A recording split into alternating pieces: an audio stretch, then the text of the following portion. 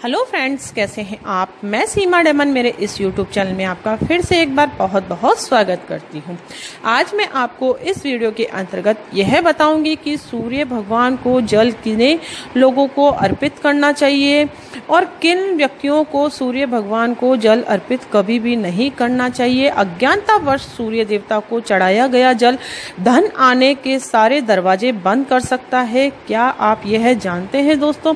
जिंदगी आपकी ऐसे बदल जाएगी कि आप सोच भी नहीं सकते हैं। अज्ञानतावश हमारा चढ़ाया हुआ एकमात्र जल हमारे जीवन में परेशानियां भी ला सकता है। क्या आप यह जानते हैं? तो इस वीडियो को आप अंत तक जरूर देखें, तभी आप समझ पाएंगे कि सूर्य भगवान को जल किन व्यक्तियों को चढ़ाना चाहिए और किन व्यक्तियों को तो भूल करके भी जल नहीं चढ़ाना चाहिए। तो चलिए आइए जानते हैं दोस्तों, इस वीडियो के अंतर्गत हमें सूर्य को जल किन लोगों को चढ़ाना चाहिए और किन लोगों को सूर्य को जल अर्पित करने से बचना चाहिए। सूर्य भगवान के उदय होने के कारण ही संपूर्ण जगत का अंधकार नष्ट होता है।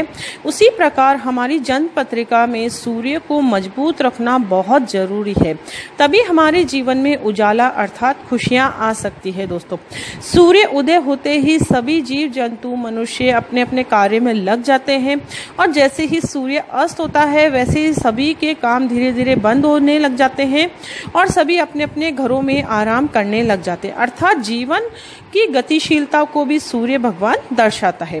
यदि सूर्य आपकी जन्म पत्रिका के अंतर्गत नीच का है या फिर राहु केतु और शनि के प्रभाव में है, यानी कि कुल मिलाकर हम कह सकते हैं कि यदि आपकी जन्म पत्रिका के अंतर्गत यदि सूर्य भगवान मारक ग्रह है अर्थात बुरे परिणाम देने वाले ग्रह है, तो आपको सूर्य को अर्घ जरूर देना चाहिए, उनकी उपासना जरूर करनी चाहिए। सूर्य का एक अचूक मंत्र है, उसे भी आपको उच्चारण करना चाहिए। जब हम सूर्य को जल अर्पित करते हैं तो हमारी जन्म पत्रिका के अंतर्गत सूर्य मजबूत ग्रह बनने लग जाते हैं, जिससे हमारे कारोबार में आने वाली परेशानियां या फिर नौकरी में परेशानी आ रही है या संतान से परेशानी हो रही है, घर परिवार से परेशानी हो रही है और या फिर गवर्नमेंट सेक्टर से यदि आपको परेशानी हो रही है, कोर्ट कचहरी के चक्कर लग रहे हैं, तो वे धीरे धीरे आपको इन चीजों से निजात मिलेगा यदि आपकी जन्म पत्रिका के अंतर्गत सूर्य मारक है और आप उन्हें अर्घ देना आरंभ कर देते हैं, उनकी उपासना करना शुरू कर देते हैं और उनके मंत्रों का उच्चारण करने लग जाते हैं, तो सूर्य की जो मारकता है वह खत्म होती है और जन्म पत्रिका के अंतर्गत सूर्य भगवान एक मजबूत ग्रह आपके लिए बन जाते हैं। दोस्तों, हमारी सभी की जन्म पत्रिकाओं में दो तरह के ग्रह होते हैं दोस्तों, एक मारक ग्रह और एक कारक, यानी कि अच्छे परिणाम देने वाले ग्रह यानी कि कारक ग्रह और बुरे परिणाम देने वाले यानी कि मारक ग्रह। यदि सूर्य भगवान आपकी जन्म पत्रिका के अंतर्गत मारक है तो ही आप सूर्य को अर्घ दें, उनकी उपासना करें, उनके मंत्रों का उच्चारण करेंगे तो आपके जीवन में किसी भी तरीके की कोई परेशानी नहीं रहेगी।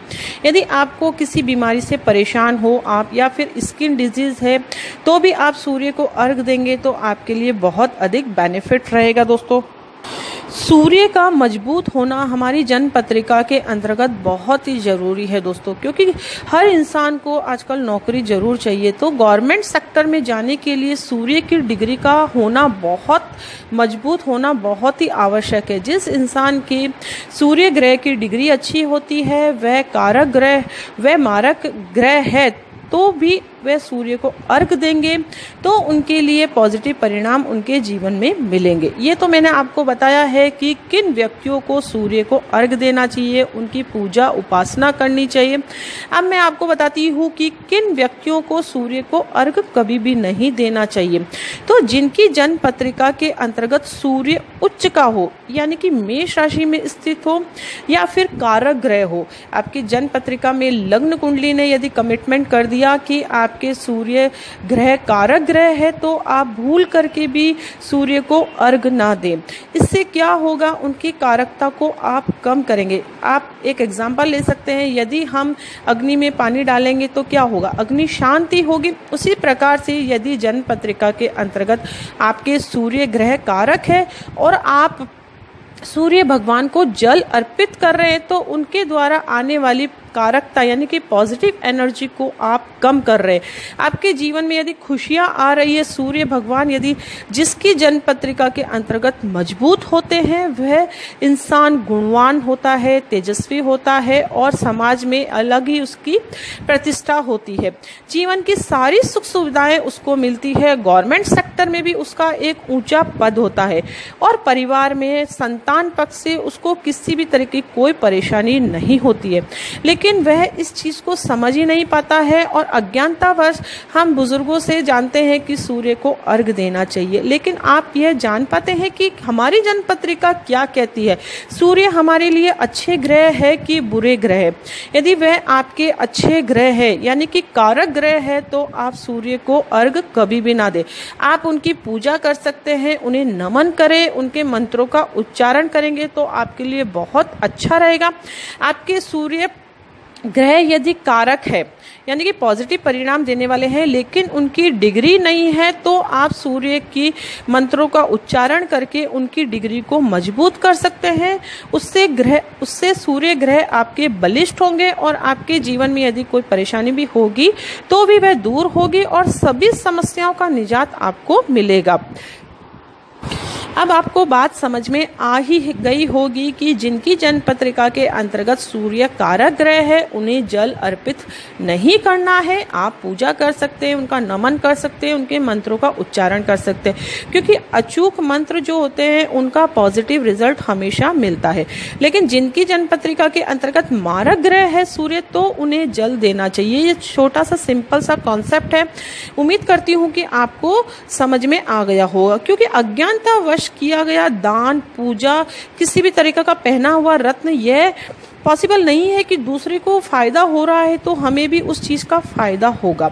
यदि आपकी फॉर एग्जांपल आपकी जन्म पत्रिका के अंतर्गत शनि कारक ग्रह है तो आपने उनका दान नहीं करना है और यदि इसी तरीके से दूसरे व्यक्ति के शनि मारक ग्रह है तो उन चीजों का उसे दान करना है। इसलिए अज्ञानतावश आप किसी की देखा देखी कि वह सूर्य को अर्घ देता है तो उसे पॉजिटिव परिणाम मिल रहे हैं तो हम भी सूर्य को अर्घ देंगे तो हमें भी पॉजिटिव परिणाम मिलेंगे। ऐसा नहीं होता है। आप जन्म पत्रिका का विवेचन करवा के यह पता लगा सकते हैं कि आपकी जन्म पत्रिका के अंतर्गत आपको किस देवता की पूजा आराधना करना चाहिए, किन चीजों का आपको दान करना चाहिए, किस चीज का कौन से जेम्स स्टोन आपको पहनने चाहिए यानी कि कौन से शुभ रत्न आपको पहनने चाहिए। ऐसा पॉसिबल नहीं है कि दूसरे व्यक्ति ने जो कार्य करा है वह आपके लिए भी फलदायक होगा। हो सकता है वह आपके लिए अनिष्टकारक हो, आपके वह कार्य करने मात्र से ही आपके जीवन में परेशानियां आ रही हो, आपका सब कार्य अच्छा चल रहा हो, अचानक से आपके व्यापार में घाटा हो रहा हो, संतान पक्ष से आपको परेशानी हो रही हो, घर परिवार से आपको कोई परेशानी हो रही हो, मात्र एक सूर्य को अर्घ देने से। तो ये छोटा सा कॉन्सेप्ट था। उम्मीद करती हूँ कि आपको समझ में आया होगा और नेक्स्ट वीडियो में मैं आपको यह बताऊंगी कि सूर्य को अर्घ देने की विधि क्या है, किस विधि से आप सूर्य को अर्घ देंगे तो 100% उनका पॉजिटिव रिजल्ट आपको मिलेगा। यदि आपको मेरा ये वीडियो पसंद आया तो इसे आप ज़्यादा से ज़्यादा लाइक करें और शेयर जरूर करें दूसरों के साथ ताकि उन्हें भी इस चीज़ का ज्ञान हो कि वह अज्ञानतावश आज तक बुजुर्गों के द्वारा कहा गया कि सूर्य भगवान को जल देना चाहिए, वह हमेशा पॉजिटिव हमें परिणाम देते हैं, तो वह भी इस चीज़ को जान पाए। तो इससे आप ज़्यादा से ज़्यादा शेयर करें दूसरों के साथ। और यदि आपके जीवन में कोई परेशानी हो तो आप मुझे कमेंट्स के द्वारा पूछ सकते हैं दोस्तों, मैं उसका जवाब आपको अवश्य दूंगी। और आप जब भी कमेंट्स करें तो please date of birth, place, time तीनों प्रॉपर लिखा करें। मैंने अक्सर देखा है कि कोई डेट ऑफ बर्थ दे देता है तो प्लेस नहीं लिखता है, टाइम दे देता है तो AM और PM लिखना भूल जाते हैं। उससे क्या होता है कि सटीक कुंडली विवेचन नहीं कर पाते हैं हम और उनको जवाब देने में थोड़ी देरी हो सकती है। इसलिए आपकी यदि कोई समस्या हो तो आप date of birth, time, place proper लिख के भेजेंगे तो मैं आपका सटीक कुंडली विवेचन करके आपको सटीक जानकारी दे पाऊंगी कि आपको जीवन में ऐसा क्यों हो रहा है, उसके लिए आपको क्या उपाय करने चाहिए। तो मिलते हैं नेक्स्ट वीडियो में, तब तक के लिए thank you and bye bye.